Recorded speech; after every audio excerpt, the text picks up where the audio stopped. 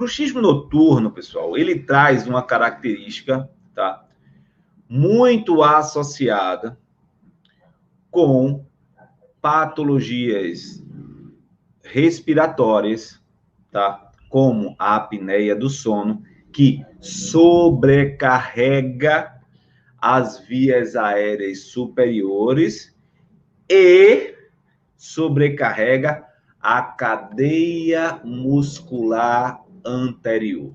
Aí a gente já começa a fazer uma pausa para poder contextualizar um pouco.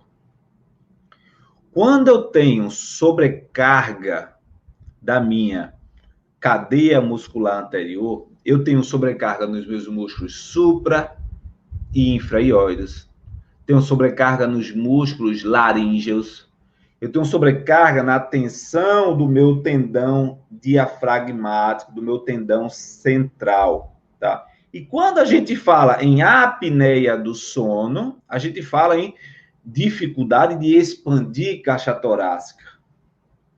E maior sobrecarga onde? Nos músculos acessórios da respiração. Se eu tenho músculos acessórios da respiração sobrecarregando, eu vou ter o quê? Comprometimento da minha coluna cervical.